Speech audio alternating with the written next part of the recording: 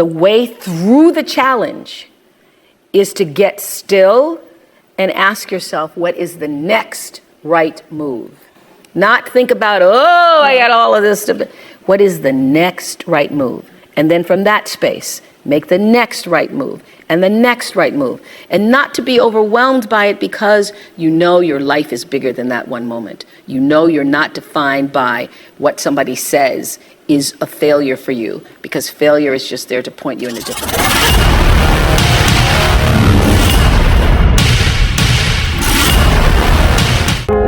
Nothing about my life is lucky. Nothing. A lot of grace, a lot of blessings, a lot of divine order, but I don't believe in luck. For me, luck is preparation meeting the moment of opportunity. There is no luck without you being prepared to handle that moment of opportunity. And so what I would say for myself is that because of my hand in a hand and a force greater than my own, I have been prepared in ways that I didn't even know I was being prepared for. And the truth is, for me and for every person, every single thing that has ever happened in your life,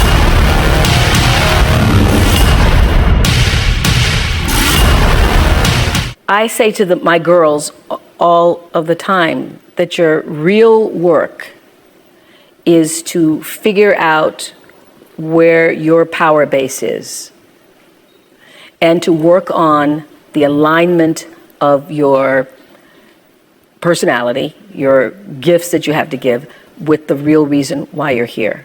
That's the number one thing you have to do, is to work on yourself and to fill yourself up and keep your cup full. Keep yourself full. Now, I used to be afraid of that.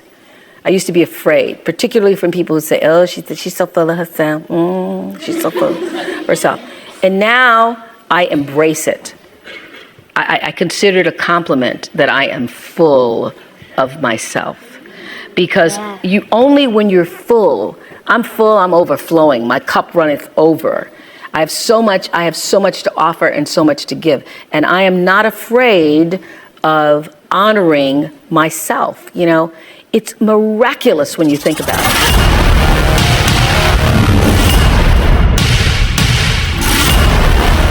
Every time it would happen, I would say to my team, well, it doesn't matter, because every season somebody else was coming out. One talk show, two talk shows, three talk shows. There have been over 100 talk shows since we started. But every time I would feel like, all right, got to step up our game. Got to step up our game. The way you step up your game is not to worry about the other guy in any situation, because you can't control the other guy. You cannot control the other guy. You only have control over yourself. So it's like running a race. The energy that it takes to look back and see where the other guys are takes energy away from you. And if they're too close, it scares you. So that's what I would say to my team all the time. Don't waste your time in the race looking back to see where the other guy is or what the other guy is doing. It's not about the other guy. It's about what can you do. You just need to run that race as hard as you can.